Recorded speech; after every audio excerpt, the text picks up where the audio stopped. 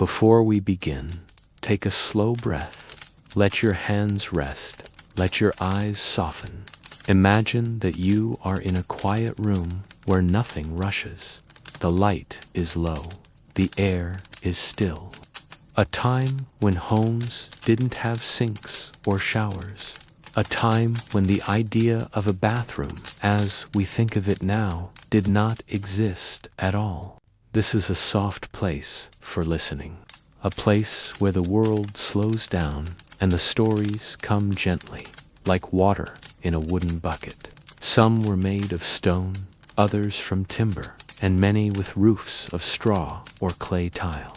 There was no tap to turn, no white basin, no mirror under a light.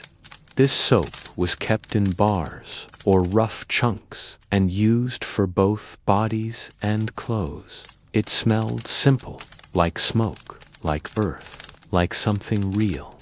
The family would heat large pots of water and fill a metal wash tub, usually placed near the stove. The youngest child might go first, then the next, and then the parents. A simple wooden shed with a bench and a hole. Sometimes a bucket. No plumbing, just air and space and time. People cleaned themselves quietly, patiently, often by candlelight. There were no mirrors to check, no hot running water, no pressure to be perfect. People used leaves, old cloth, or corn husks to wipe, and they slept deeply in quiet houses, under heavy blankets, beside pitchers of water, waiting for the next day. Later, scraps of newspaper. There were no flushes, just gravity and the earth. The same water, made warm again between turns. Privacy was minimal. Curtains or screens might be used, but often modesty came from routine more than walls. Instead, there were bowls, buckets, pitchers, and basins.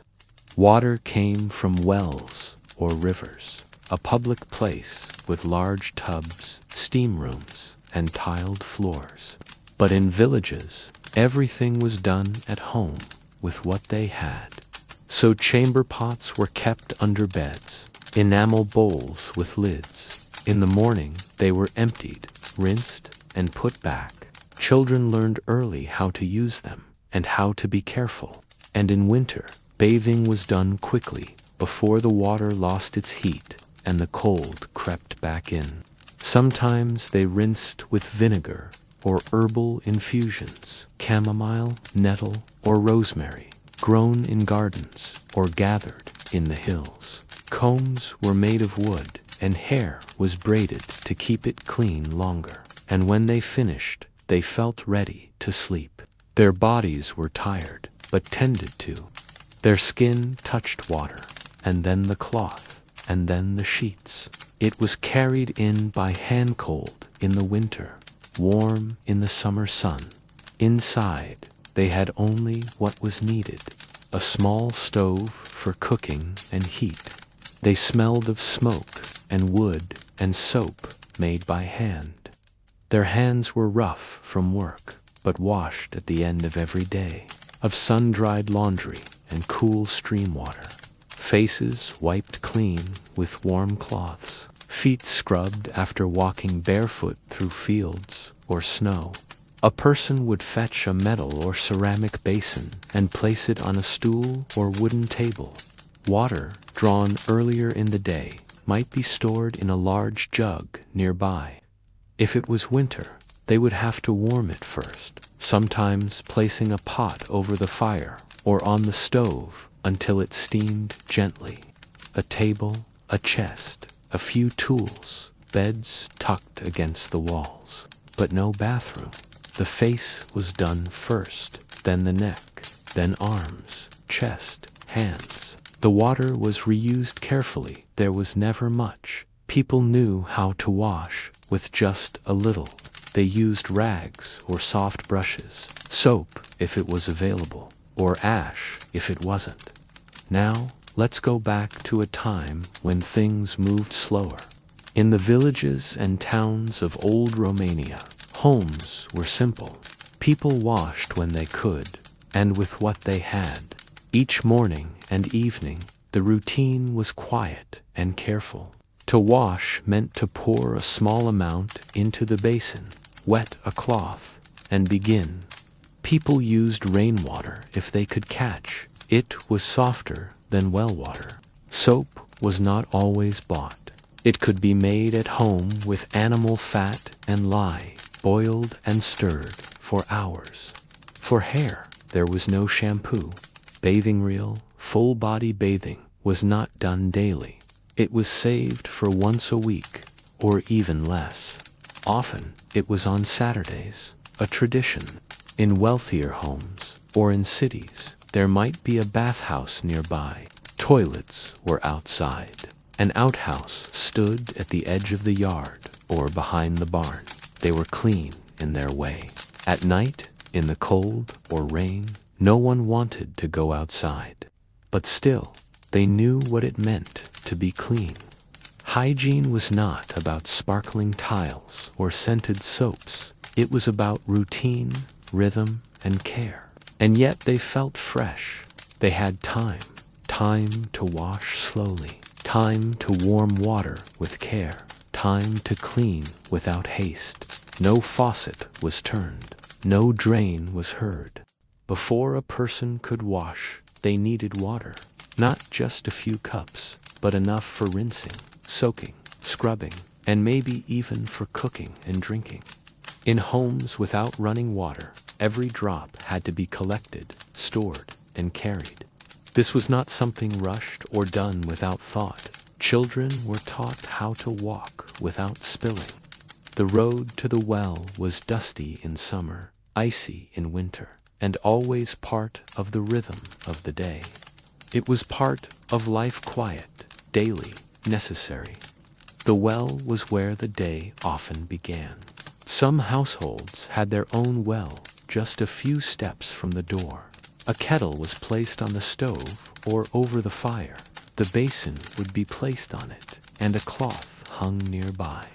It was normal. Families shared not just space, but rhythm. You waited your turn. The wash tub, a big metal basin, was brought out and placed near the stove. The tub was rinsed. Clothes were hung to dry near the fire. Clothes were soaked, scrubbed with soap or ash, rinsed again and again. In winter, washing was harder. Water froze fast, and laundry had to be dried indoors, on lines strung across beams or near the stove. It shaped the day. It softened the skin. It filled the air with small comforts, and a calm settled over the home, as if the effort of bathing had softened everything. A cloth dipped in warm water, a face wiped, a child's feet rinsed and dried. The kind that came from care, from effort, from the warm weight of a damp cloth across a tired forehead. Then the basin was emptied, the jug covered, and everything set aside for tomorrow.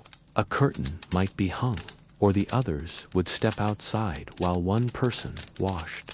Water was poured gently from jugs, lathering the back, rinsing the hair. Steam filled the room. The warmth wrapped around everything like a thick, invisible blanket. You helped your grandmother carry the jug. You dried your brother's feet by the stove. The person would sit on a stool, roll up their sleeves, and begin. Hands first, then face, arms, and neck. The process was slow. It filled the room with small sounds: water, swishing, cloth wringing, wood shifting beneath feet. If the home had a large ceramic stove, it had a flat surface for pots and pans. Clay jugs were cleaned with warm water and salt. Metal buckets were dried to prevent rust. Wooden ladles were scrubbed with ash and set out to dry in the sun. Nothing was wasted. Nothing was treated casually.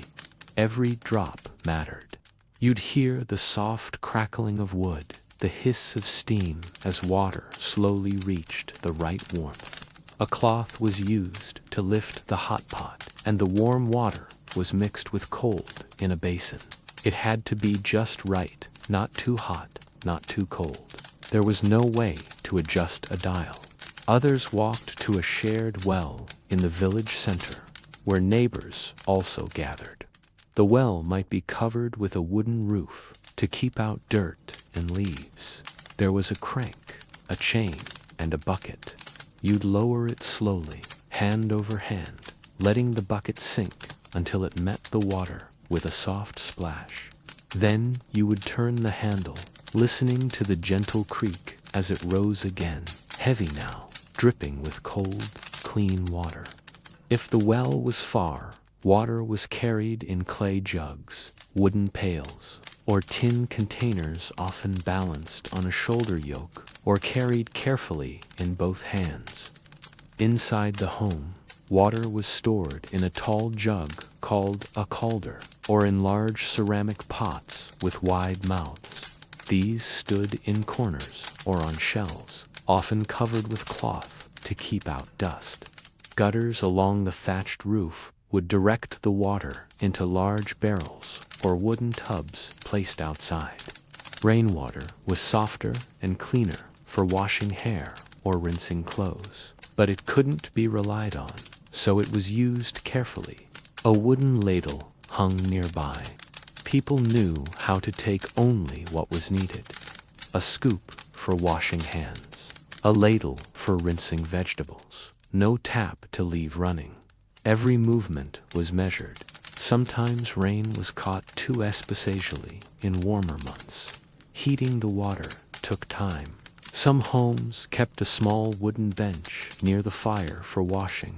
People took turns. The same basin might be used by everyone, emptied and refilled, or just wiped clean between uses. There was no shame in this. On Saturdays, when full baths were taken, more water was needed. Gallons, sometimes pots, would be filled and heated one after another. When the bath was over, the water was carried outside and dumped behind the house. Washing clothes was its own process done by hand, in basins, or outside near streams in summer. Even tools used to carry water were cared for.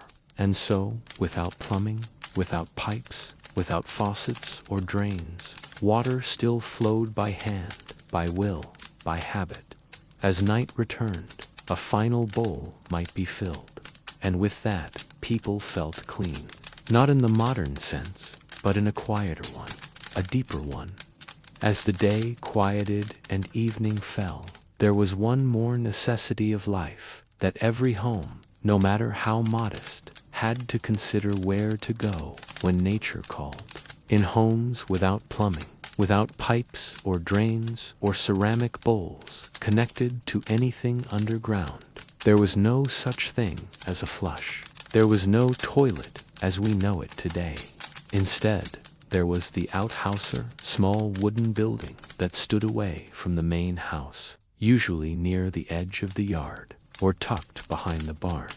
It had no light switch, no tile, no warm seat, but it served its purpose, and it was part of the quiet rhythm of daily life. Outhouses were simple things: a wooden shed with a pitched roof, a narrow door, and a single bench inside with a round hole cut into it. It was kept under the bed or in a cupboard. At night, rather than brave the cold, people would use the pot. In the morning, it was poured carefully into the pit outside, or into a compost heap, then rinsed with hot water and left to dry. This routine, though humble, was done with quiet dignity.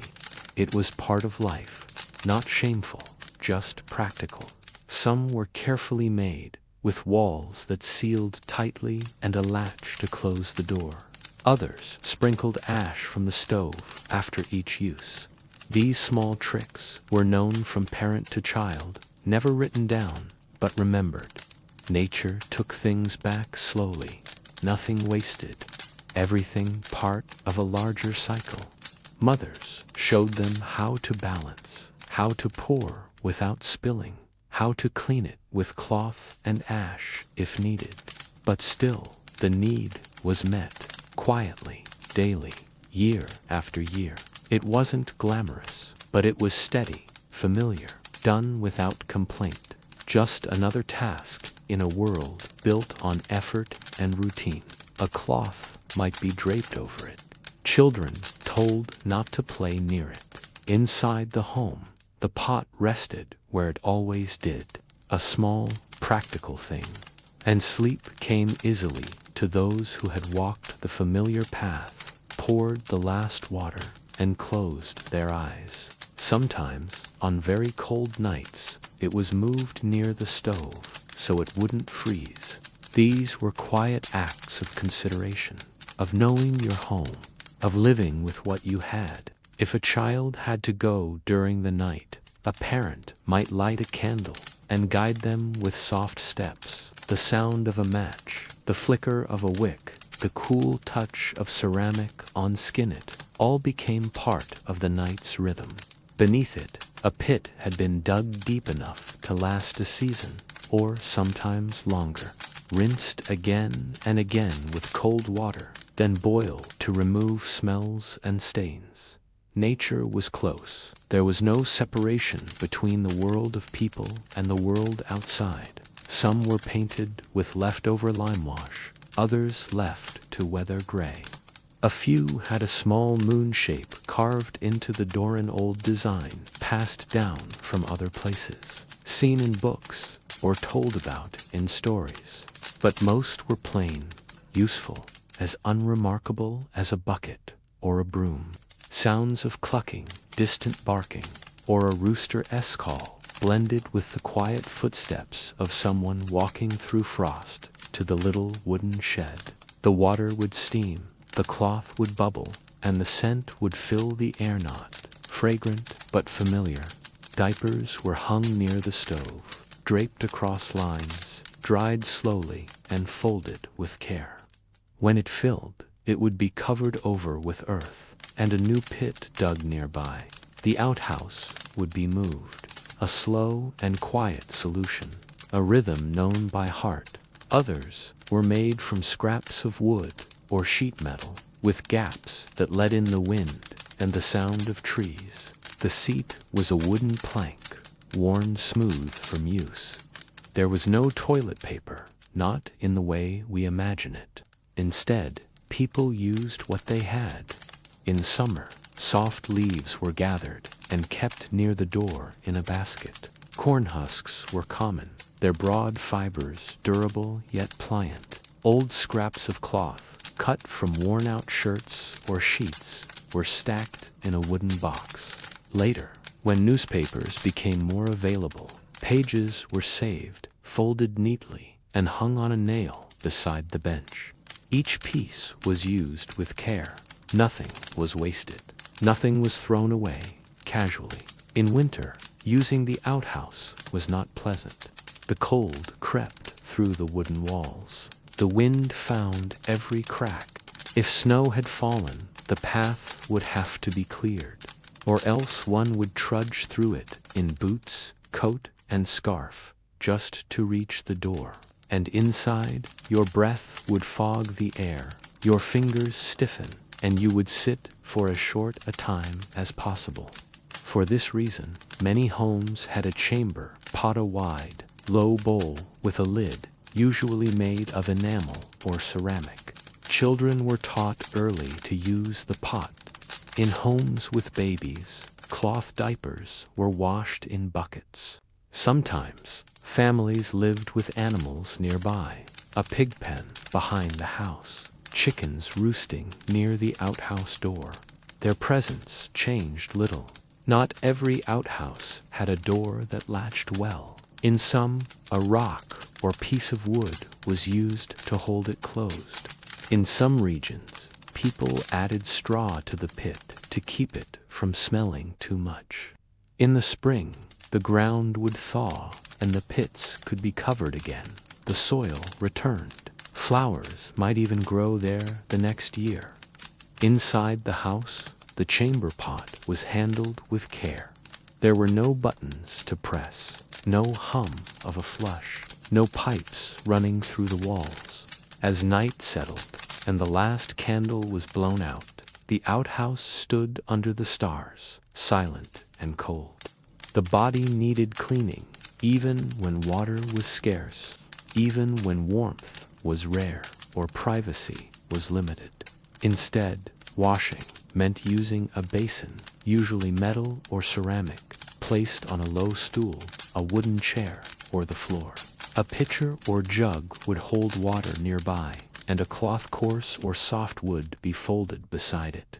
In old Romanian homes, washing was not something done quickly or every day, the warmest part of the house. In winter, it was sometimes the only place where water wouldn't freeze while you used it. A cloth dipped into the warm water, wrung out gently, and pressed to the cheeks. The warmth soothed tired skin. But when soap was needed, it was rubbed into the cloth, then spread over skin in slow circles. Rainwater was saved for it, because it was soft and gentle. No dryers, no sprays, just fingers, comb, and time.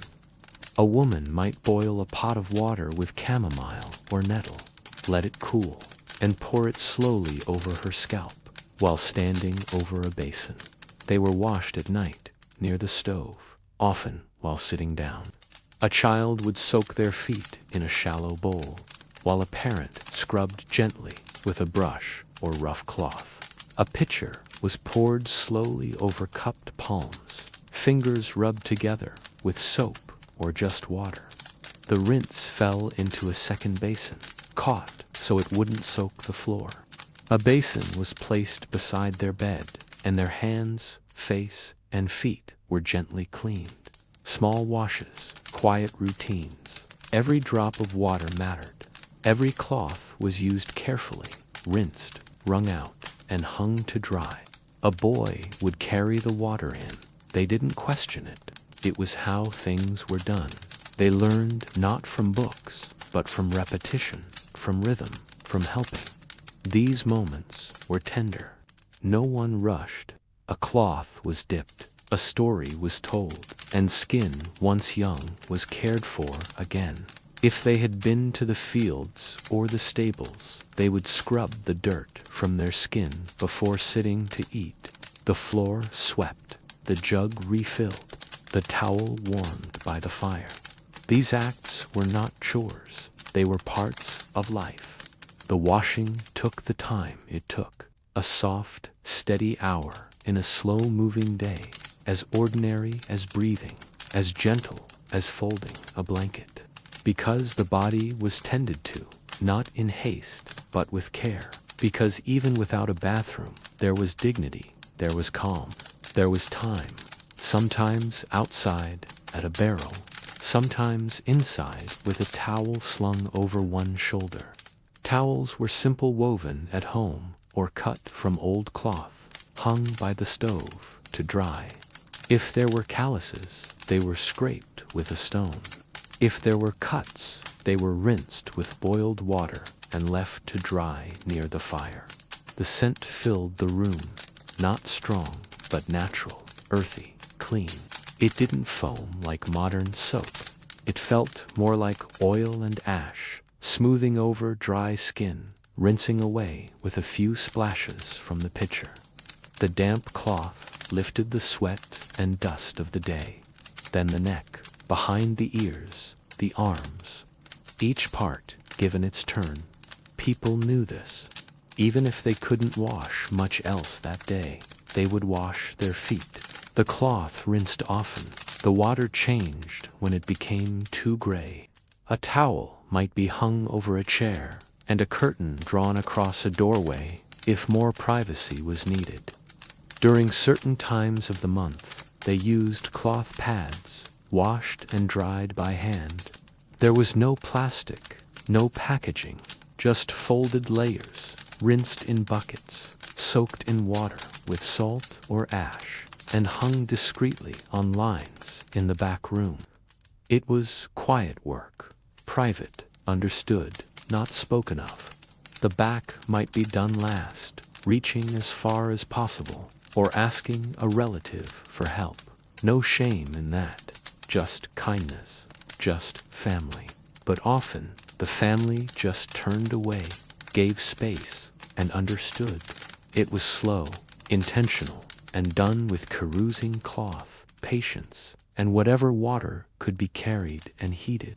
There was no bathtub behind a door, no white sink under a mirror. People often washed in the kitchen or by the stove. Washing was done from top to bottom, one section of the body at a time. First, the face. People learned to use just a little water. A single basin could wash a whole person if done with care. On colder days, a pot of water would be kept warm on the stove. As the basin cooled, more could be added, poured slowly so it didn't splash. Steam rose into the room, fogging nearby windows, softening the air. It smelled of metal, wood smoke, and sometimes soap, homemade, pale, shaped in rough chunks, with no scent but the materials from which it came. Soap was precious. It wasn't always used every day. For daily cloth washing, just water was often enough. Hair was not washed daily, or even often. It was rinsed maybe once a week, sometimes less. After washing, hair was dried with a towel, gently squeezed, and left to hang. Combs made of wood or horn were used to untangle strands. Feet were especially important. Clean feet were a sign of care, a way to protect from sickness. Hands were washed often before meals, after work, before sleep. For women, bathing involved extra layers of care. Men, too, had routines. After work, they would wash their arms, their necks, their hands. The elderly were helped by younger family members. On Saturdays, the whole body might be washed, but during the week, it was piece by piece. Children learned by watching. A girl would help her mother prepare the basin. When the washing was done, the basin was emptied outside. The cloths hung neatly, and the room returned to quiet. There was no rush, no clock ticking, no rush to be somewhere else. And when the skin was clean, when the water was gone, when the stove crackled low, sleep came easily. In many Romanian homes, there was a particular day set aside for bathing. It was not every day, not even every other day. Often, it was once a week. Most commonly, it was Saturday, a day of preparation, a day of warming water, gathering towels, and setting aside extra time. Saturday bathing was not just about getting clean. It was about care, family, rhythm, and tradition. Extra cloths and soap placed nearby. Sometimes a curtain was hung, or the room cleared for privacy. In many homes, the kitchen was the bathing space. The stove was there, and it was the warmest place in the house. In many homes, the same water was reused for more than one person. Not out of carelessness, but out of necessity. Water was not endless. Heating it took time. Carrying it took strength. In some homes, it was done before the Sunday church visit. After bathing, people dried quickly, wrapping themselves and stepping into warm clothes. Socks, long shirts, thick sweaters. The chill returned fast, especially in winter, when the water cooled quickly once off the fire. She might place a stool near the tub and wash section by section, using a basin alongside. Hair was rinsed with herbal infusions, nettle, chamomile, or linden. If vinegar was available, a small amount was added to the rinse to make the hair soft and shiny. These were simple buildings with large tiled rooms, sometimes heated with steam, sometimes just rows of tubs. People brought their own soap, their own towel. The visit was quiet, private. Not everyone went. Many preferred the privacy of home, even if the water was colder. even if the space was smaller. A hand was dipped in, a wrist tested. Too hot and more cold was added. Too cold and another pot was warmed. But still, it was done. And afterward, there was a sense of peace. Their hair drying on pillows, their hands smelling faintly of smoke and soap. The sheets, though simple, felt softer. The air felt calmer. The body, warmed from washing, settled more easily into rest. A readiness for the next week. Clean skin, warm clothes, a rested body. And the body was honored not with luxuries, but with quiet care. This was the bathing day.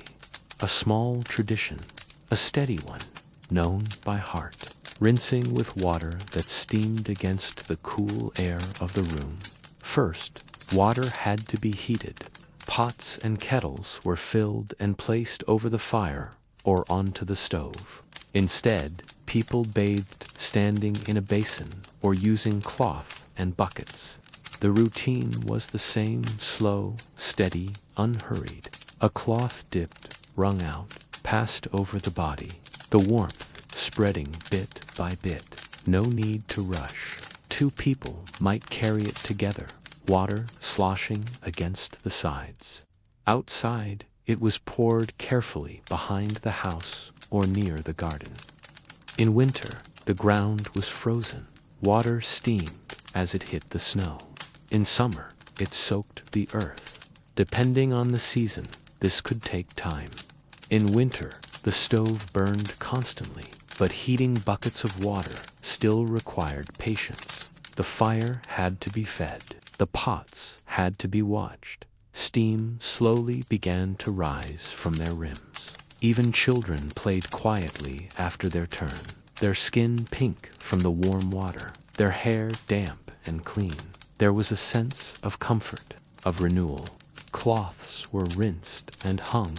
Soap was wrapped or stored in a small dish. The stove was stoked again, and the room returned to its quiet, lived-in state. In others, it was simply a habit passed down through generations. The body was cleaned before the new week began. The youngest were helped by a parent or older sibling. Hair was washed gently, with cups of water poured from above. A soft cloth or sponge wiped the arms, back, and legs. The soap was rubbed between hands and spread with care, not too much, just enough. No scents, no bubbles, just clean. The bathing process started early in the day. While the water warmed, the washtub was brought out. Usually, it was metal round or oval, large enough for an adult to sit in with knees bent. It was stored in a pantry, a barn, or even hung on a wall outside. It was rinsed first, then placed near the stove, where the warmth would stay longest. The room was prepared. A towel spread on the floor. The first pot of water was poured into the tub, then the second, then a little cold water to balance the temperature. Children usually bathed first. After one child finished, the next went in. The water was warmed again if needed. After the children, the parents bathed. Often, the mother went next. Then the father, sometimes standing, sometimes sitting, scrubbing with a coarse cloth, washing off the sweat and dust of the week. Towels were rough, often hand-woven. They were laid out on chairs or beds. The tub was then emptied. The tub was rinsed with warm water, wiped dry, and returned to its place. Bathing day changed the mood of the house. Everything slowed down. Voices grew softer. Some homes had no washtub at all. In larger villages or towns, a few lucky families had access to public bathhouses. Saturday bathing was not always joyful. Sometimes the water was too cold. Sometimes the room too drafty. Sometimes the soap ran out. At night, people went to bed fresh from the bath, And so, one day each week, time was made, effort was shared, water was heated. It was heavy work, and so it was done once a week, or, in some homes, once every 2 weeks. Outer garments, wool skirts, heavy shirts, and vests were brushed clean and aired out before washing. Linen was washed more than wool, and wool was rarely soaked to avoid shrinking or damaging the fibers. The day chosen depended on the weather, the rhythm of the house, or the time available after the animals were fed and meals prepared. Soap had to be fully removed, especially from cloths worn close to the skin. Any residue could cause irritation. A long wooden paddle or stick used for stirring and pressing fabric, and strong hands. Ash water, or a paste made from soap and salt, was spread and left in the sun. This took strength. People learned how to twist, fold, and press without tearing seams.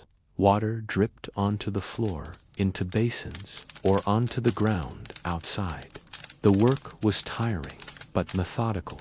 If staying overnight, they might rinse undergarments in a basin and hang them by the stove. Slippers were aired by windows, their soles swept clean. Everything done in the same patient way. The sun itself was the bleach. Fabrics laid on the grass or draped over fences would lighten naturally. People walked to church slowly, warmly dressed, eyes soft with rest. They smelled of wood smoke, dried soap, wool, and wind. These things made people feel refreshed, even without a full bath. In summer, lines were strung outside between trees, from post to post, or along fences. The weight of a bucket, the smell of clean linen drying by the fire. It was a way to honor the body, the home, and the week ahead. No spin cycles. But the result was clean, fresh clothing, cared for with time, with effort, with patience. In winter, when snow lay thick and air turned sharp, drying was done inside. In these cases, clothes were brushed, shaken out, and aired. This kept insects away and gave a faint, earthy scent to everything inside. Opening a chest was like opening a piece of the garden. A woman might hang her skirt near the window at night, letting the air do what it could. They were kept clean, kept useful, kept close. People lived slowly, but not carelessly. They respected what they had. They cleaned not with products, but with time and intention. A man might beat his coat with a stick to loosen dust. These acts, though small, helped preserve clothing between washings. Lines were tied across the kitchen or bedroom. Clothes hung near the stove, turned often, and left overnight. The scent of damp wool, smoke, and soap filled the air. It was not unpleasant, just part of home. The smell of sun-dried linen was fresh and soft, not perfumed, but clean in a quiet, familiar way. If homemade soap wasn't at hand, ash from the stove was used. Mixed with water, it became a kind of natural lye, which helped to lift oils and dirt from cloth. Some preferred Mondays, others Saturdays. The important thing was that it got done slowly, steadily, and with as little waste as possible. Clothing was made to last. It was worn again and again before being washed. Buckets of water carried from the well. After soaking, clothes were taken out one by one. They were scrubbed along the rough wood of the washboard or against themselves, rubbing cloth against cloth to loosen dirt. Extra attention was given to collars, sleeves, and hems. The process was repetitive, slow, rhythmic, water splashing, cloth wringing, muscles working. The first step was soaking. Clothes were placed in the tub and covered with water cold or slightly warmed. depending on what was available. The soaking could last an hour or longer. During this time, someone might prepare food, tend to the fire, or wash smaller items by hand. For whiter fabrics, especially linen shirts, tablecloths, or undergarments, a whitening method was used. Once rinsed, the clothes had to be wrung out by hand. Drying came next.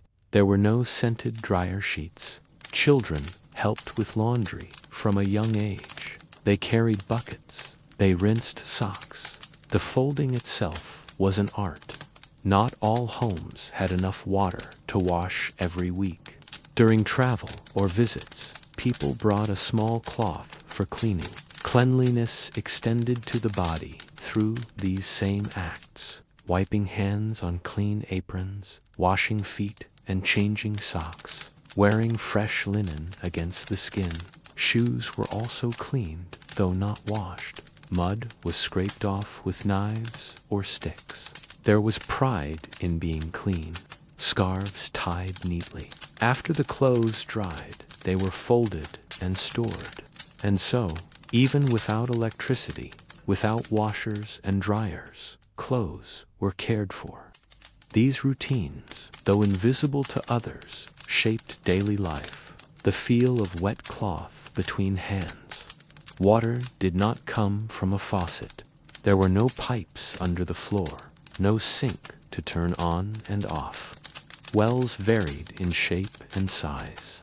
Some had large wooden frames with pitched roofs and pulleys. Others had simple stone rims with wooden lids, kept shut to protect from dust, leaves, and insects. Every drop used for washing, cooking, or drinking had to be fetched, carried from the source, stored carefully, and used with attention. In homes without plumbing, water was a precious part of daily life, tied to time, effort, and habit. This saved time, especially in winter, when the path to the well might be covered in snow or ice.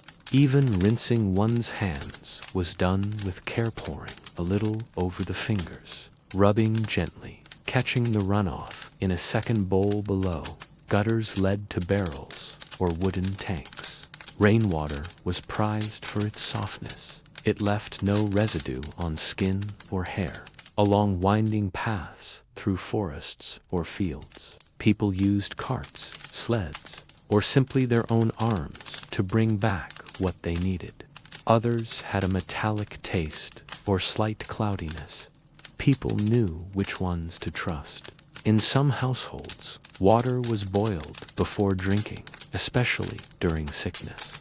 A pot placed on the stove, left to bubble gently, steam rising like a faint white thread in the air. Springs, especially, were known by heart. People often used it for bathing or for rinsing laundry. They watched how the older ones handled the buckets, learned the balance, the grip, the rhythm of steps, so water didn't slosh out. It was all part of growing up. They lined up, waiting with cans and bottles. It was normal. No one questioned it. After a storm, you could hear the sound of rain trickling into barrel-steady light, like a soft drum beat. Enough water for the night, maybe for tea, maybe to wash hands before bed, maybe to refill the chamber pot in case of need. The bucket was filled in silence. The stars above, the wooden handle creaking, the splash of water deep below. The fire kept warm so the water wouldn't freeze. The cloths folded, and the home, once again, prepared for rest. They delayed washing clothes. They cleaned only what needed it most. Sometimes neighbors shared what they had, offering a bucket when another well ran dry. These acts were quiet, thoughtful, part of a community that understood effort. The gray water from washing was used again for soaking laundry or watering plants. It was carried, watched, measured, and shared, not taken for granted, never automatic, always earned. The barrel was refilled often, covered with a lid or cloth to keep it clean. In freezing temperatures, the surface iced over. Most homes relied on wells. These could be private, dug into the family's own yard, or shared with neighbors, placed in the center of a village road. Dishes were washed in a basin with a small amount of hot water and a cloth. Plates were wiped before washing to avoid using more water. Buckets were poured with steady hands to avoid spilling. Even animals were given water carefully, one scoop at a time. Women carried them from the well using a shoulder yoke or with steady arms. There were rules, and spoken but clear. Never waste clean water. Never spit in the bucket. Never let the basin overflow. Children were corrected, gently but firmly. Pipes didn't freeze because there were none, but the buckets did. In the early morning, people would chip ice off the surface, warm it by the stove, or bring the water inside early to avoid it freezing at all. Some covered their barrels with straw or cloth to keep the chill out. On the coldest days, washing might be postponed or done near the stove with limited water, just enough to freshen hands and faces. Trips were made several times a day, depending on the size of the household. A large family could go through many buckets between dawn and dusk. To fetch water, one used a bucket sometimes metal, sometimes wooden, or made of enamel-coated tin. It was lowered slowly by rope, the creaking sound of the pulley echoing softly through quiet air. When the bucket touched the water below, the rope slackened, and the weight grew heavy in the hands. Drawing it up took effort. Arms strained, hands gripped rough rope. The full bucket rose, dripping cold, clean water as it cleared the edge. Some families had a barrel near the house, filled with well water for daily use. Carrying water was part of the morning routine. Boys and girls learned early how to balance a bucket in each hand. Inside the house, water was poured into pitchers, jugs, or metal basins. A small shelf near the stove might hold the day's supply. One jug for washing, one for cooking, another for rinsing, or set aside for the elderly who couldn't carry it themselves. Water was used with precision. No one let it run. No one wasted it. In the summer, rainwater was gathered from roofs. In regions without nearby wells, water was drawn from rivers or springs. Sometimes an hour's walk there and back. The quality of water mattered. Some wells were sweet and cold. In cold months, water had to be managed differently. Children found games, even in this routine, splashing gently, carrying water in smaller jugs, pretending to be even in cities, in older buildings, without running water, tenants fetched it from a shared courtyard tap or a central pump. In the evening, the last trip was made to the well or the barrel. Then, inside again, the jug placed gently on the shelf, the basin arranged near the stove. Water wasn't just a resource, it was woven into every part of the day. As the sun began to set behind the hills and the last warmth of the day faded from the walls, Romanian homes without bathrooms grew quiet. Night brought a different rhythm. There were no light switches to flip, no bathrooms to walk into brightly lit and tiled. Instead, nighttime routines unfolded slowly, with calm intention, using only what was needed and only what was available. The first signs of night came through the windows. The light outside dimmed into a bluish gray, and the coolness crept into the rooms. One by one, families lit their oil lamps or candles, placing them on tables, shelves, or hooks. Most families used a chamber pot at night. It was kept under the bed or in a wooden cabinet near the corner of the room. Some were metal, others ceramic. In plainer homes, It might be a reused bucket or wide tin container. These were small wooden structures set at a distance from the main house, often behind a shed or near the garden. The path to the outhouse was familiar packed earth, worn by foot, lit by the moon or a lantern if needed. Inside, the outhouse was plain, a wooden seat, sometimes a lid, a simple hole leading to a pit below. Lime or ash was sprinkled regularly to reduce smell and help decomposition. Sheets, often cool from hanging near the stove, were tucked carefully under straw mattresses. Women often accompanied one another. Men walked alone, with boots and coats, eyes adjusting to the stars. And sometimes, the muffled steps of someone rising quietly to use the pot, then returning, blanket in hand, to the warmth of the bed. The night was quiet, just the sound of crickets in the grass, a dog barking far away, wind passing through the trees, handled with discretion and familiarity. Every home had its own rhythm. Every family had its own way. In the winter, bricks heated by the fire were wrapped in cloth and slipped between the sheets to warm the bed. They managed their needs with dignity, resourcefulness, and shared memory. Every generation taught the next, not with instruction, but through example. This is how it was done.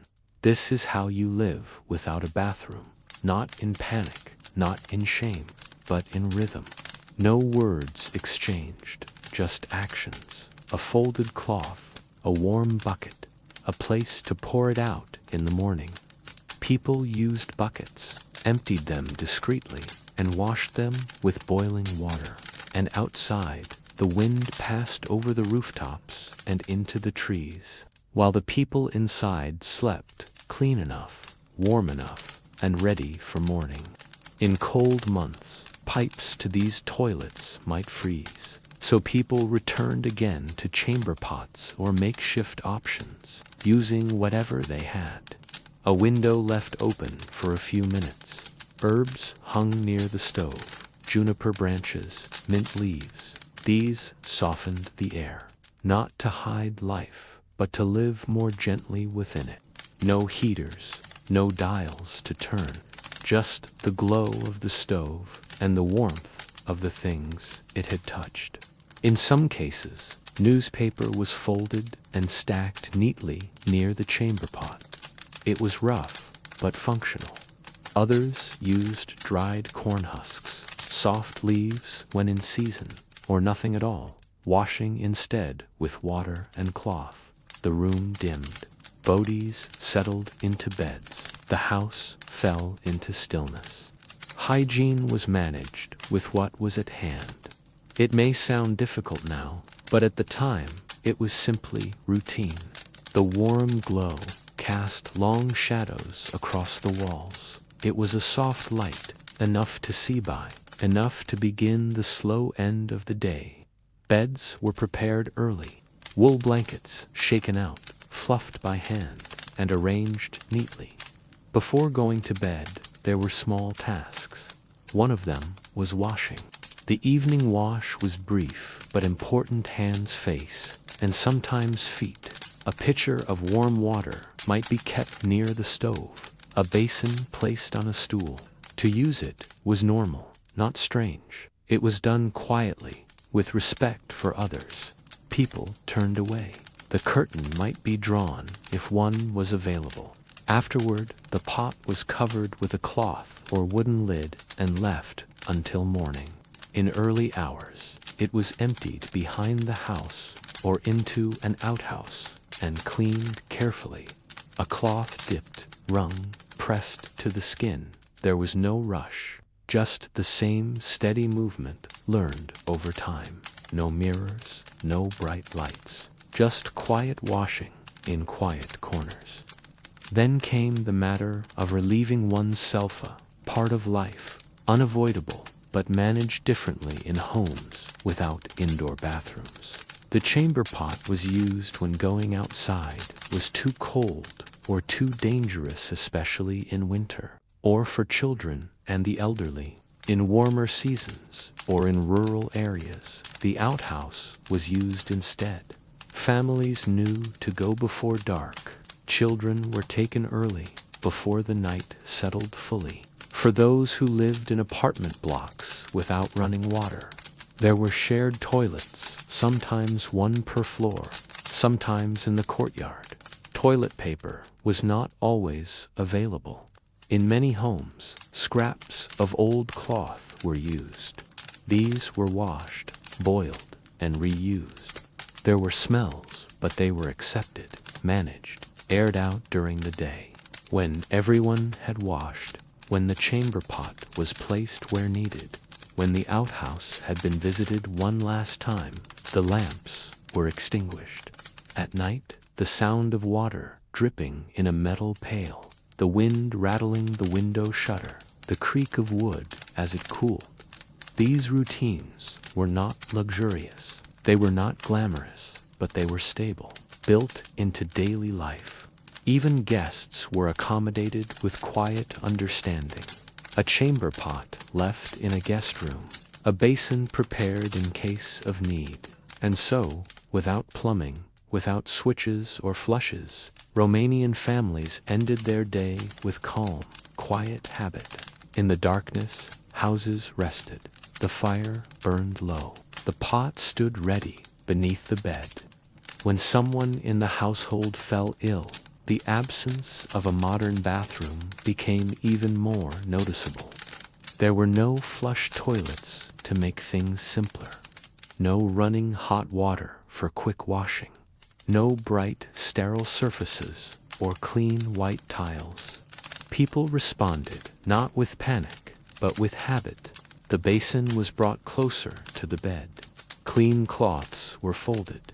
Water was heated and set aside. The stove was kept burning longer into the evening. Warmth was the first medicine. And yet care still happens, lowly, quietly, and with great tenderness. Illness in the home was met with preparation. The first sign of cough, a fever, a distant look in the eyes, was usually enough to change the rhythm of the day. A small table would be placed beside the bed. On it, a pitcher of boiled water, a mug. Without modern medicine in easy reach, people turned to what they knew. When no thermometer was available, people used touch. They knew the difference between a warm brow and a hot one. They watched the eyes, listened to the way a person spoke. Illness was measured with the senses, not numbers. Linden flowers for colds, chamomile for sleep, mint and thyme for upset stomachs. The sick recovered more often than not, and when they did not, they were not left alone.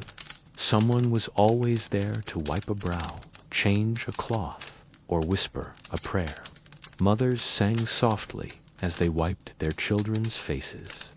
Older siblings helped by carrying buckets, folding cloths, sitting quietly. Everyone had a role. No one rushed. Everything was done with presence. They dipped spoons in cooled tea and fed them small sips. These were stored in paper bags or glass jars, labeled in handwriting, placed in cupboards, or hung in bunches above the hearth. People used extra care. The chamber pot was emptied more often. A small routine: wash the face, then hands, then feet, then a dry towel. Clean linens were changed carefully, with one person lifting, the other adjusting. The window opened briefly for fresh air, then closed again to keep in the warmth. A cloth was placed under the patient and changed when needed. Quiet, unspoken, persistent. The home became the place of healing, not because it was modern, but because it was steady. And the people within it learned how to help, not with equipment, but with presence. Care in the stillness of night, when the only sounds were the creak of a wooden floor and the soft clink of a spoon against a ceramic mug. Respect did not require modern tools, just hands, water, cloth, and time. Cleanliness was maintained not through chemicals, but through consistency. Water heated, linen boiled, soap rubbed between hands, day after day. A pinch added to boiled water made a soothing tea. Water still moved through the day, carried in buckets, poured into basins, used to soothe and clean. The care remained. A rag for wiping the forehead. Sometimes a little honey or herbal infusion. The person was helped gently, then cleaned, and the pot emptied outside. Women especially would sit beside the bed, changing cloths, stirring soup, offering company.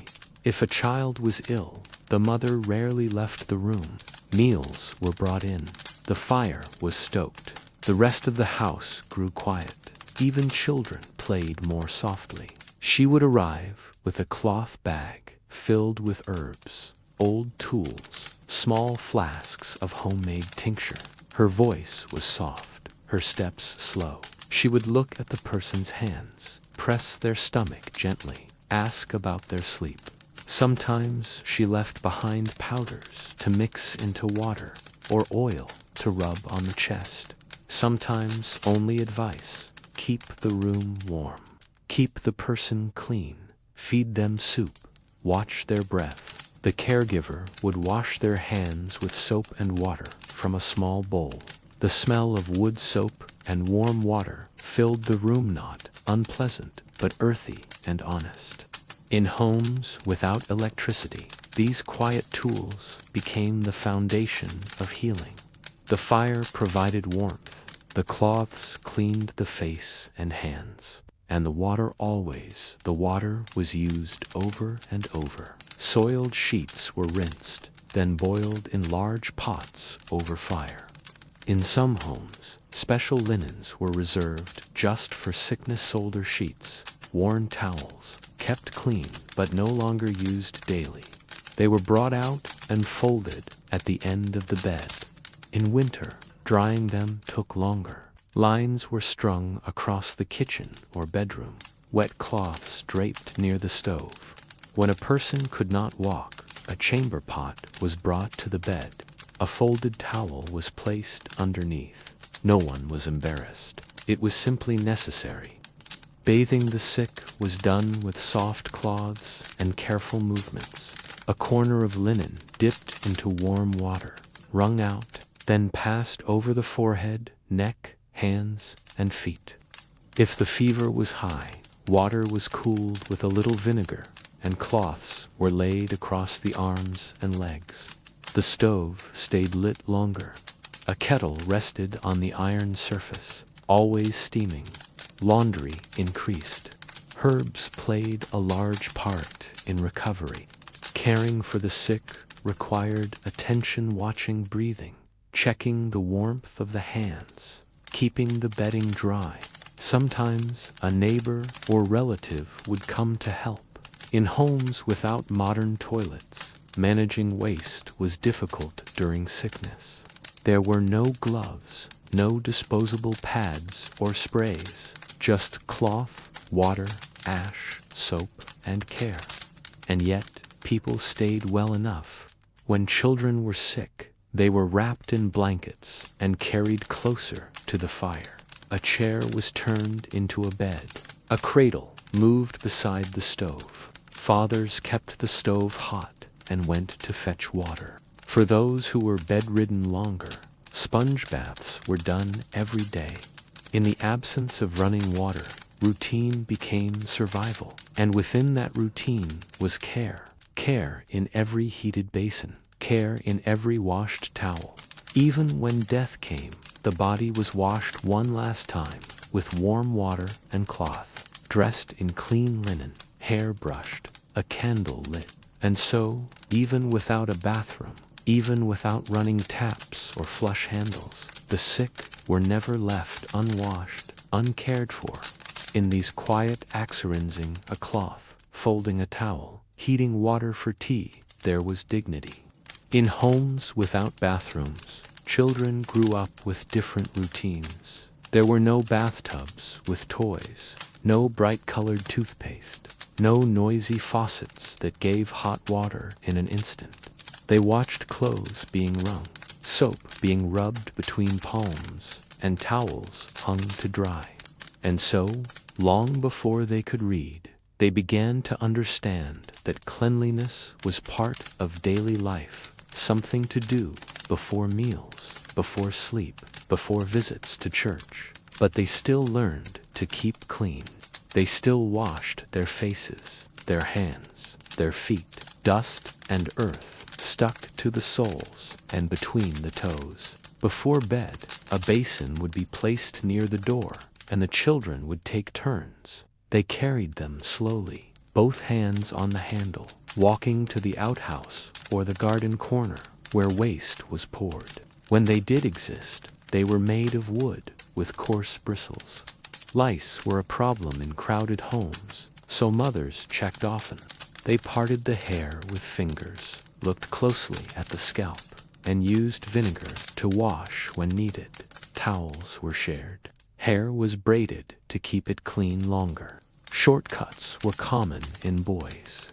Girls learned early how to braid and tie scarves.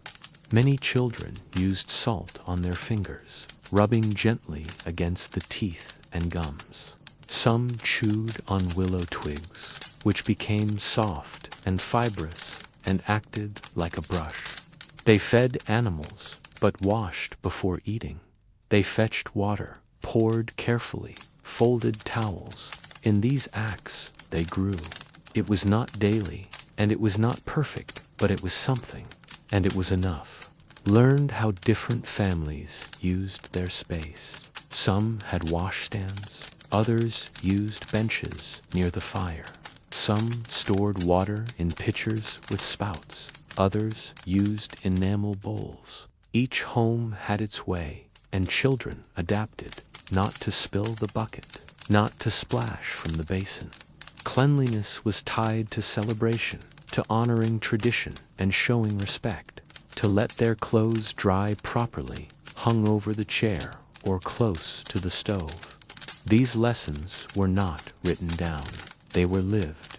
They learned through slow mornings and warm basins, through rinsed cloths and folded aprons, through water warmed on stoves and towels hung by the fire. Then they returned, filled the bucket with water, and rinsed the pot. A teacher might explain how to wash fruit, how to trim fingernails, or why to keep feet dry in winter. But the true education happened at home, over basins and buckets, with slow hands and quiet routines. It was not a chore to dislike. It was simply one of many, part of being useful. A rag dipped, wrung out, wiped slowly over tired feet, then dried on a shared cloth. The smell of warm skin, cool water, and worn linen was familiar, comforting in its ordinariness. The child would be lifted onto a small stool. A basin, filled the night before, would be brought close. Aprons were used to keep dirt off clothes. A dirty apron was easier to wash than a whole outfit. On Sundays, special clothing was worn cleaner, better kept, reserved just for church or visitors.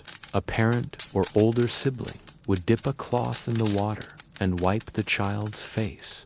Wash your hands, a mother might say, placing the basin on the table. With both hands, she'd remind. Behind the ears, too, and the child would try again. Around the eyes, behind the ears, along the neck, then the hands. If it was winter, the water was gently warmed on the stove. Not too hot, just enough to ease the chill. Not through gadgets or mirrors, but through repetition, guidance, and slow example. From the time they could walk, children watched what their parents did. They saw the water being carried. They saw hands dipped into basins. In many homes, the first act in the morning was washing.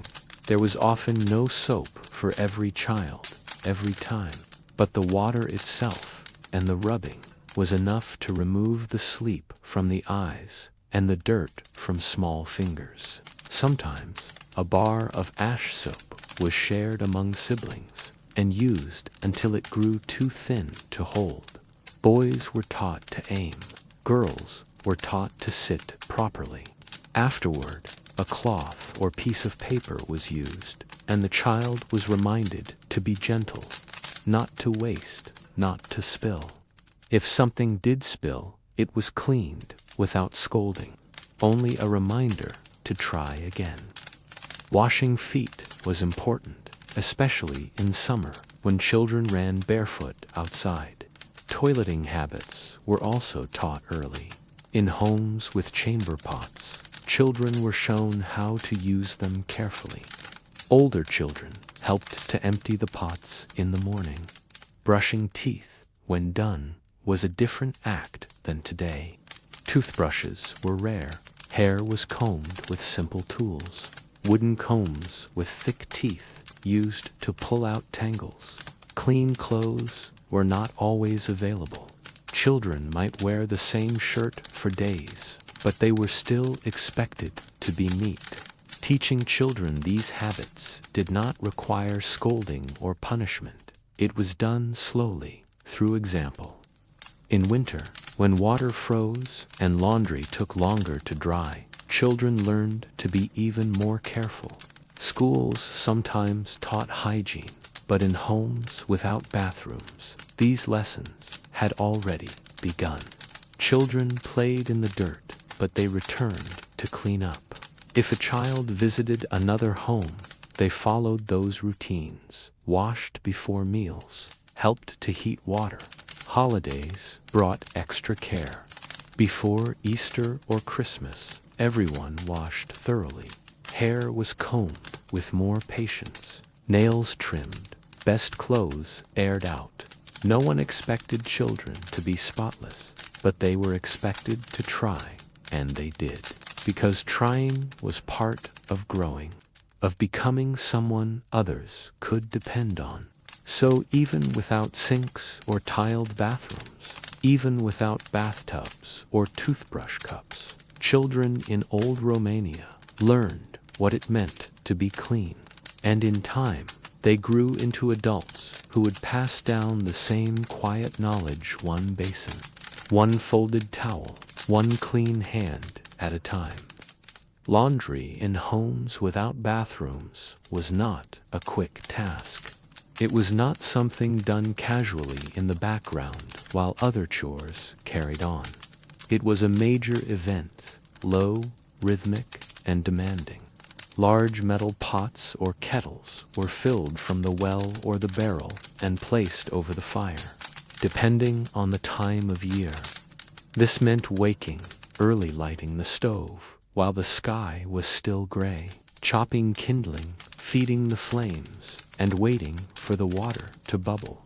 Inside, clothes were placed in layers, with homemade or purchased soap grated or sliced between them. Shirts and socks were rubbed along its surface, soaked and scrubbed again. The sound was steady cloth against wood, water splashing gently, hands dipping in and out. It was tiring work. Arms ached, fingers wrinkled. Clothes were lifted, wrung out, folded loosely, then dipped again. It could take all morning to wash for one household, longer if the family was large, or if linens were being cleaned. But it had its rhythm, and many women said it helped them think. Shirts pinned with wooden clips, sheets draped over fences, socks hung on chairs tipped in the sun. They dried more slowly, but kept their shape better this way. Blankets took the longest. They were washed less often, but when they were, it was a full day's work soaking, stomping, rinsing, drying on wooden frames outdoors, if the weather allowed. A bar of lye marked with the date it was made. Towels frayed from use. Everything lasted as long as it could. Nothing was thrown out quickly. A broken basin was patched. A cracked board was nailed back together. In winter, drying was slower. Indoors, lines were strung above the stove, water boiling, cloth sloshing, hands working. The day passed in waves, wet clothes in the morning, drying in the afternoon, folding in the evening. Their reward was often something simple, a hot cup of tea, or the pleasure of sitting close to the stove, feeling the heat on their hands after the cold work outside. And when the work was done, there was a quiet satisfaction in the house-clean clothes folded, wet footprints drying on the floor, and the faint crackle of the stove cooling down, always by hand, always with purpose, always quietly with love. By nightfall, the floors were wet, the air smelled clean, and the people were tired. Women would gather there, sharing buckets, boards, soap, and conversation. But it was a part of life, tied to the season, the size of the family, the rhythm of the home. And in the process of washing by hand, with soap and water, with muscle and memory, there was a kind of ritual, a way to refresh not only clothes, but the space around them. A pause in the week, a reset. And though it was done without machines, without running water, without shelves of bottled cleaners, it was done with care. Stories were told between rinses. News of the village passed from one mouth to another. Children played nearby, splashing, chasing chickens, helping where they could. Wet garments steamed as they dried, and the scent of soap mixed with the scent of firewood. Ash soap gray, soft, and made with lye was used most often. It lathered gently, not with bubbles, but with a thick slickness that could cut through grease and sweat. The steam would rise slowly in the cold air, and the scent of soap would start to fill the kitchen or yard. But even so, care was taken. Underclothes were washed and dried discreetly. The cleanest cloths were used for guests or holidays.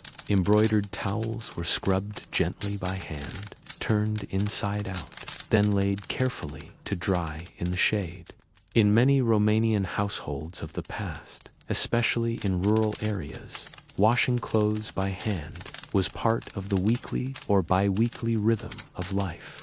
Some homes used heated irons filled with coals or pressed garments under weights, but mostly clothes were folded neatly and stacked. Linen shelves smelled of soap and fire. Drawers were lined with paper or cloth. The fresh laundry was stored, waiting for the next wear. They were separated by need and fabric. Heavier items, like wool coats or sheets, were done differently from underclothes or shirts. Delicate blouses were saved for gentler washing. Aprons, always stained with flour or soot, were soaked first. Everyone knew when laundry day was coming, and everyone understood the effort it would require. In some villages, washing was done at the river. Clothes were carried in baskets or sacks.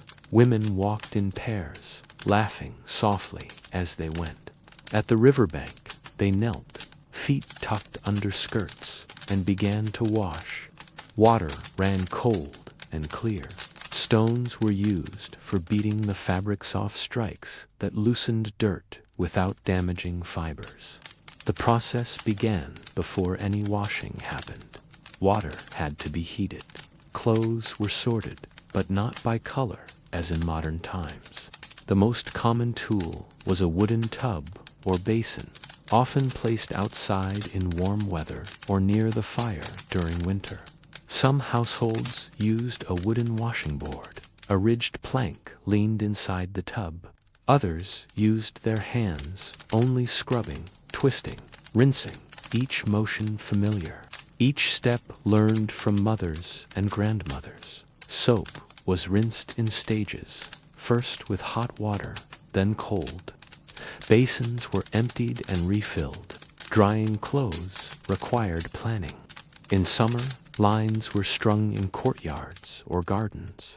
Wool items were not hung but laid flat, often on clean boards or straw mats. In some regions, particularly in mountainous areas, communal washhouses existed, small stone or wooden structures by streams or springs. Laundry was not private. It was shared work, seen by others, done with others.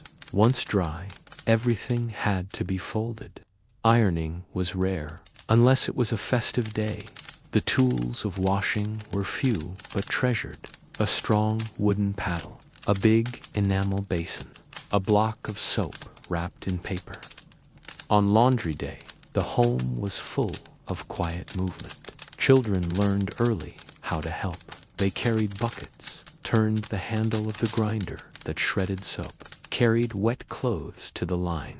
Men helped too, especially with the heavy lifting, carrying water, fetching firewood, hanging wet blankets on the barn beams. In some households, everyone had their role. Laundry day was not always easy.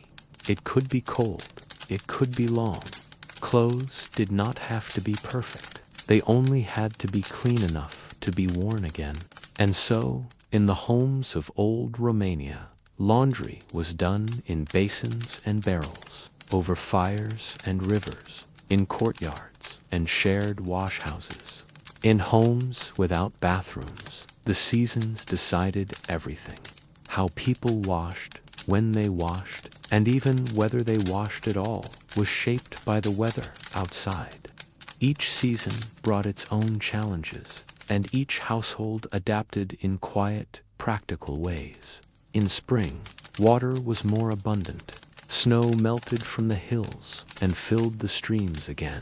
Wells were fuller, easier to draw from. The air was still cold in the mornings, but it began to soften. The sun stayed longer in the sky. With this return of light came the first real chance to wash after winter. Spring was the time for deep washing of bodies, of clothes, of homes. Everything that had stayed still during the cold months was scrubbed clean. Floors were wiped, blankets were aired. People bathed more often, sometimes outside in wooden tubs, or using basins in the garden where warm water steamed in the sun. Women would heat water inside and carry it out carefully in buckets. Children might be stripped to their underclothes and washed in stages, arms first, then legs, then the back. A large towel was kept nearby, ready to catch the breeze and wrap them warm again. In summer, hygiene was easier, but still not simple. Days were long and hot. Water, though sometimes harder to carry due to heat, was easier to use. Rural families near clean water sources took advantage of the cool relief. Entire families might walk to a stream in the late afternoon, undressing behind trees or makeshift screens, then stepping carefully into the current. Washing hair became part of the routine. Hair was dried in the sun, laid on clean cloth, or brushed out slowly while sitting on a wooden stool in the shade. With heat came sweat, and sweat brought odor. To manage it, people used what they had. Vinegar diluted with water was used as a natural cleanser. Linen shirts were changed more often, washed and dried quickly in the sun. Everyone understood that in summer, keeping clean was not just about feeling fresh, helped keep illness away. But autumn changed things. The air cooled, leaves fell, water from the well turned colder. Now washing needed more preparation.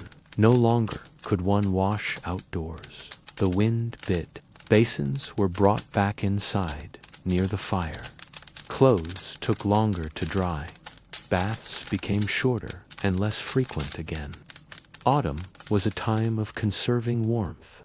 Even the act of removing clothes to wash could be uncomfortable. So people adapted. They washed less of the whole body, but more often the parts that mattered.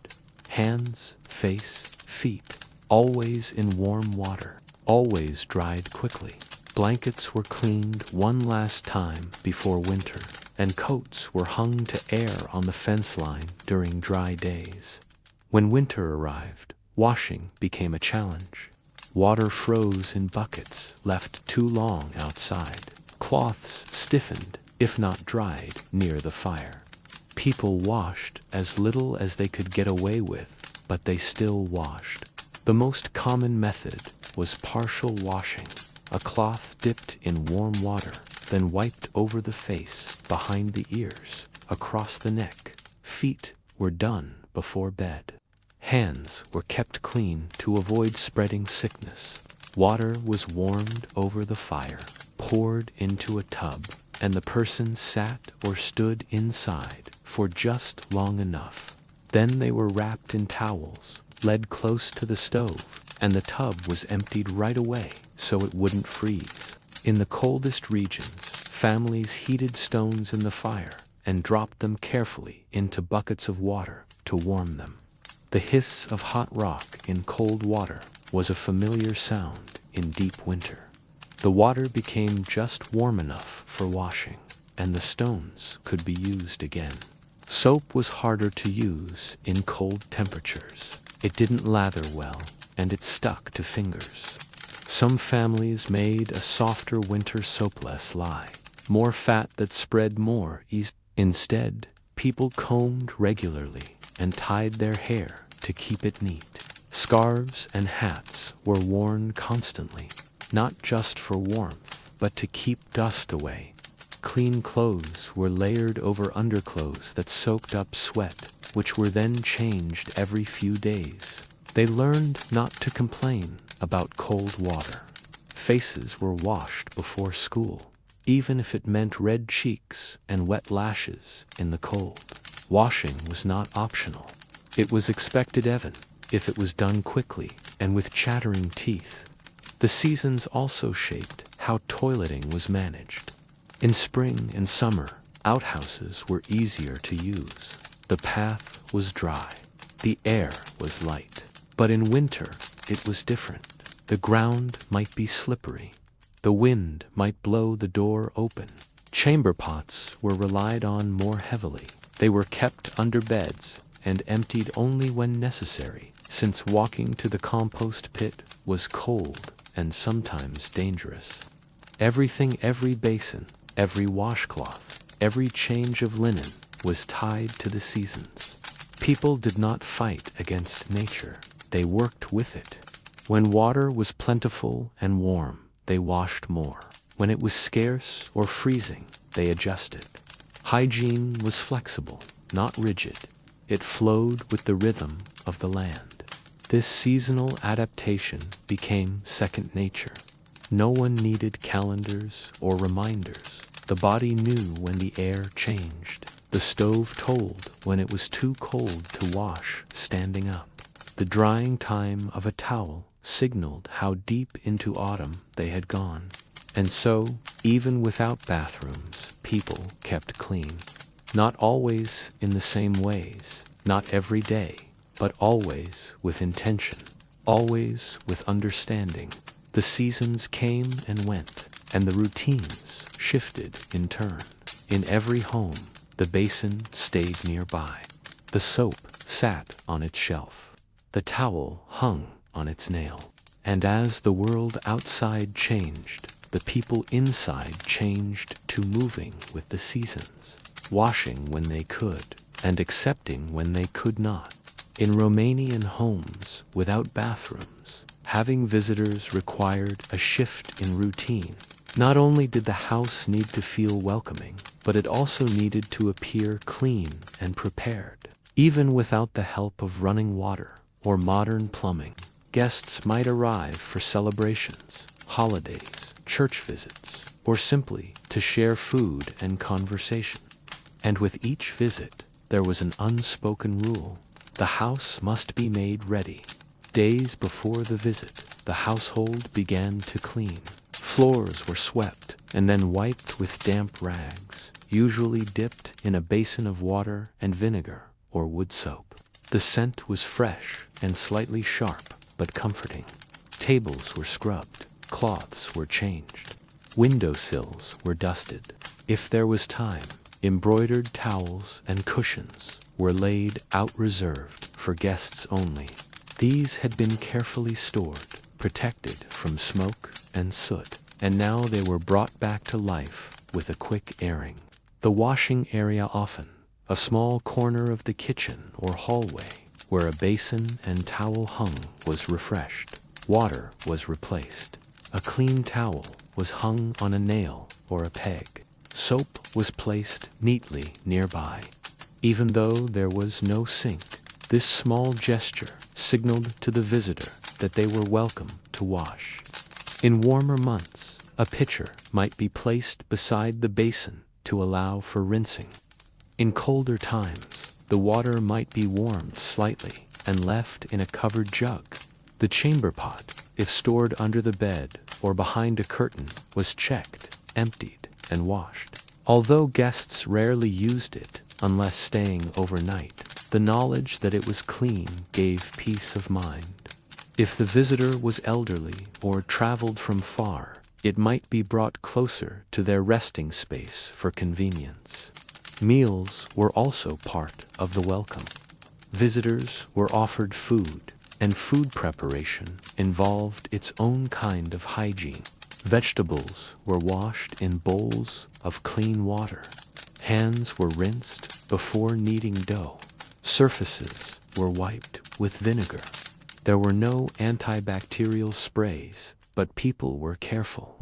Garlic, vinegar, and salt acted as natural preservatives and cleansers. Clean aprons were tied, and hair was pulled back. Serving dishes were polished with cloths.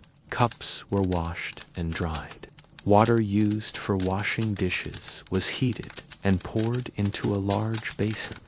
Each cup or plate was dipped, scrubbed with a cloth or brush, rinsed again, and dried on a clean towel. Nothing was hurried, even if the house was busy. Hospitality was a matter of pride. If guests stayed overnight, bedding had to be prepared. Sheets were aired out, blankets shaken and folded. In many homes, the guest bed was stored with dried lavender or basil tucked between linens, which left a faint, clean scent. A small basin of water and a towel would be placed on a table nearby, along with a candle or oil lamp. This allowed the visitor to wash before bed or in the morning, just as they would have at home. Guests were not expected to bathe, but they were always offered a way to freshen up, a cloth and warm water, a quiet moment of privacy. Shoes were removed at the door. Feet were wiped or changed into house slippers. These customs helped keep the inside space clean and orderly. In summer, if the guests were families staying for several days, bathing might be offered outside. A wooden tub was placed in a quiet spot near the garden or behind a curtain of linen. Water was carried and warmed. Soap was provided. The bath was not deep, not elaborate, but enough to wash away the dust of travel and offer a moment of rest. If the guest was elderly or infirm, helping them wash was a gesture of respect. A family member might assist bringing a bowl of water, washing hands and face with gentle care, offering a clean towel. There was no embarrassment in these moments, only kindness. Children were told to behave, to stay clean, to speak politely. They were also reminded to wash their hands before eating and their faces before greeting the guests. Mothers would take a cloth, dip it in warm water, and clean a child's face quickly if needed. No scolding, just a quick, tidy / in villages. When visitors came from other homes, shared customs were observed. A woman might arrive with her own towel folded in her bag. A man might ask for water to wash before supper. These were not odd requests. They were familiar and expected. Even celebrations like weddings or religious gatherings involved shared efforts to maintain hygiene. Before the event, families cleaned together. Courtyards were swept. Tables were scrubbed. Shared cups were rinsed after each guest. In the absence of modern bathrooms, people simply used what they had: water, cloth, care. For larger gatherings, outhouses were cleaned in advance. Lime was sprinkled to reduce smell. A pail of water was left nearby for rinsing hands. Soap hung in a net or bag from a nail. Sometimes, someone was assigned to check the area and make sure it remained usable. These small efforts created comfort in a place without indoor plumbing. When guests left, the washing resumed. Bedding was aired again. Towels were rinsed. The basin was emptied and scrubbed. But the mood was still warm. Hospitality had been offered and received. No one needed to comment on the absence of a bathroom. It was understood, shared, and worked around with grace. What mattered was not how modern the house was, but how welcoming it felt. And that warmth was shown not through polished taps or tiled showers, but through the simple presence of clean water, a folded cloth, and the readiness to share both with care. In this way, homes without bathrooms in old Romania still felt full of effort, full of thought, full of readiness to receive others.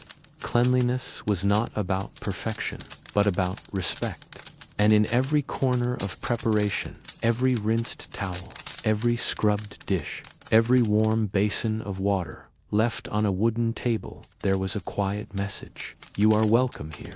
As the day drew to a close in an old Romanian household without a bathroom, the routine shifted from work and chores to stillness and rest. The daylight softened. The fire dimmed. The air inside the home cooled slowly as the stove gave off its last warmth for the night. The quiet routines of evening began not loud or rushed, but slow, practiced, and grounded in repetition. Getting ready for bed was a process that unfolded in gentle steps. There were no bright electric lights, no warm water flowing from taps, no tiled bathrooms to step into, but there was water in a basin, towels on hooks, candles flickering, and hands moving with the same calm rhythm passed down from generations before. The washing corner was visited first, often located in the kitchen hallway or a side room. It consisted of a table or shelf, a wash basin, and a jug or bucket of clean water. A towel, already slightly damp from earlier use, hung nearby. Sometimes a small mirror leaned against the wall. A bar of soap rested in a dish or on a small wooden tray. Each family member came, one at a time, face for hands second. Then, if the water was still warm and there was time, a cloth was dipped into the basin, wrung out carefully, and used to wipe the skin. Not scrubbed, not rushed just enough to remove the dust of the day.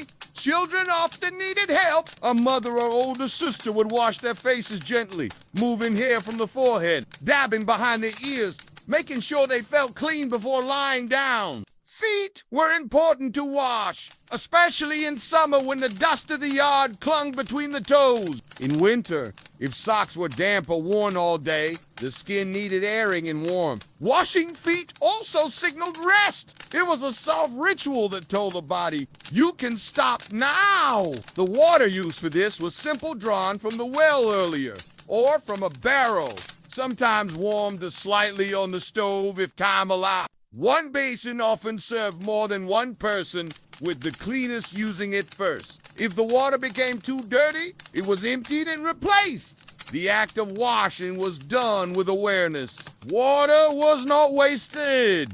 Every drop carried weight and effort. Once washed, clothes were folded or hung near the bed. There were no closets or wardrobes full of garments, just what was needed. The day's clothes were shaken out, aired for a moment, then set aside. Night clothes were plain and undershirt, a long tunic, woolen socks if it was cold. Some people slept in the same clothes they wore during the day, especially in the winter when undressing fully was too cold. Hair was brushed. If the household had daughters, their braids were undone.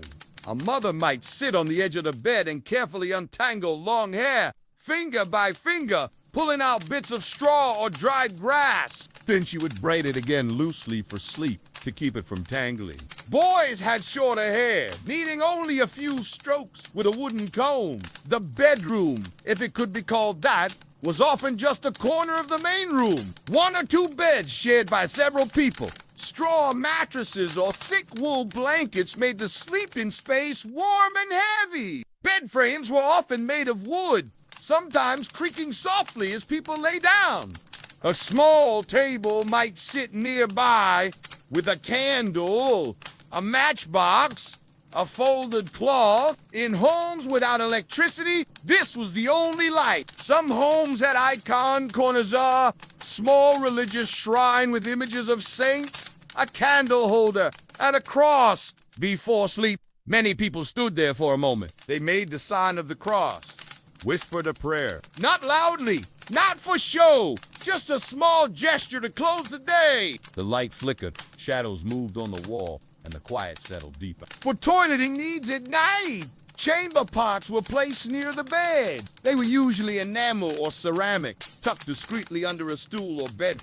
A cloth or lid covered them. If someone had to use it in the middle of the night, they did so quietly. There was no shame in it. Everyone understood the need and the importance of not stepping outside in the cold or dark. The pot would be emptied in the morning, rinsed, and placed back in its spot. Children were reminded to use the pot before bed. A parent might lift the child, help them sit, clean them with a soft cloth, then tuck them into the warm bed. Blankets were pulled up to the chin. A kiss was placed on the forehead. Then the candle was blown out or left to burn low, depending on the season.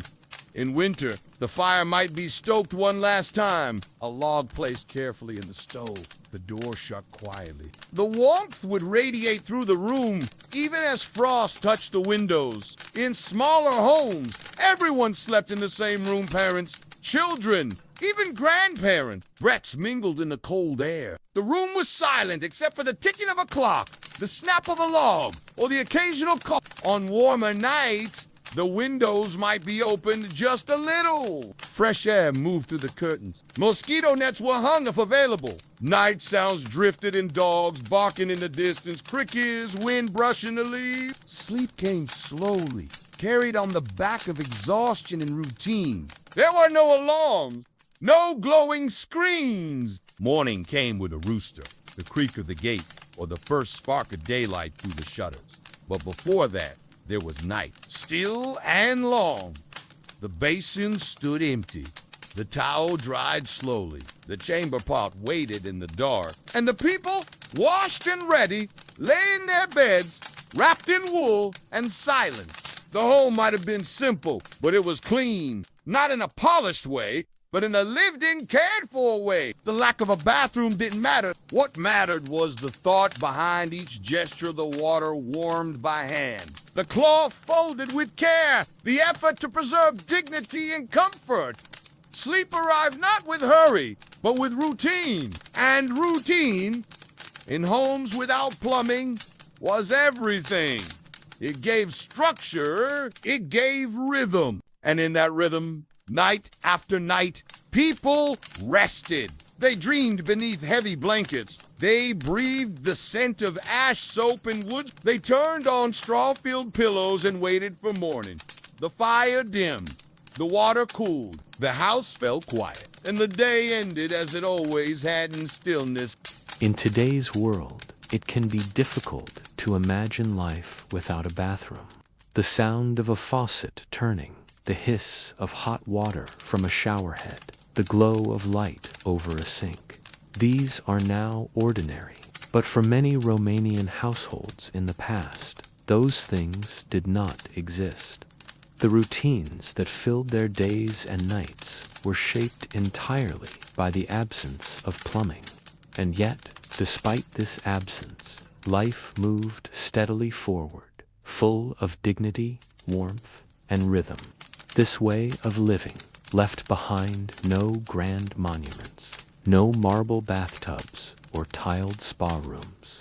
What remains are memories passed down, habits still remembered by older generations, and the tools that once stood in kitchens and sheds, enamel basins, wooden buckets, soap wrapped in paper, towels that grew thinner with every wash.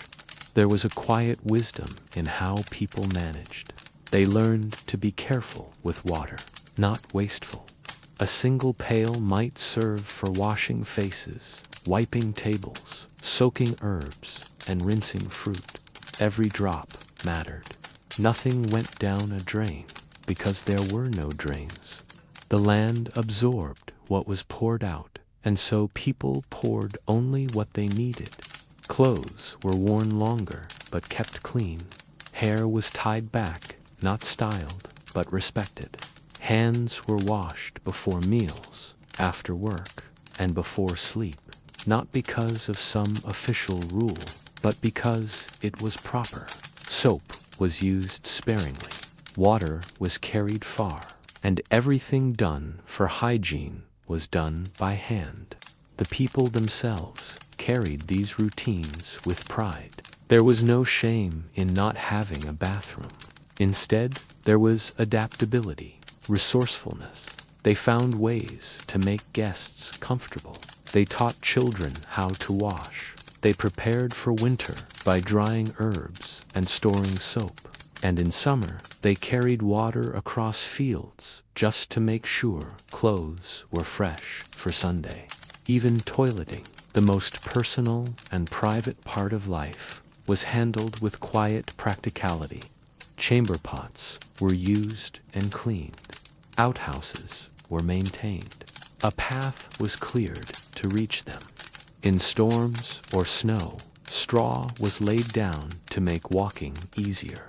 And when necessary, buckets stood in corners of barns or bedrooms, shielded by cloths and habits. These routines weren't glamorous, but they were dependable, and in many ways, they created a different kind of connection to the home, to the seasons, and to one another. Families shared basins. They passed cloths from hand to hand. They worked together to carry buckets and hang laundry.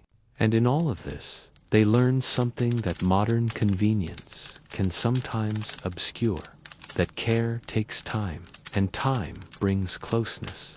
There were rituals in the simplest acts, filling the basin each morning, heating water on the stove, wringing out a towel, folding linens after drying them by the fire. These were not chores to be rushed. They were part of the day's rhythm, as steady as a clock, though no clock was needed. The body knew what to do. The hands remembered. Today, many of these routines are gone. Bathrooms are in every apartment. Hot water flows with a twist of a handle. Washing machines hum quietly in closets. Yet, for those who remember, there is still something tender in the memory of how things once were. They remember the smell of wood soap, the way towels stiffened after drying in winter air, the feel of cold water on warm skin, the sound of water boiling for a nighttime bath, the care taken to prepare for a guest, the candle that flickered over the washing corner, the soft scrape of a washing board in a courtyard on a summer day.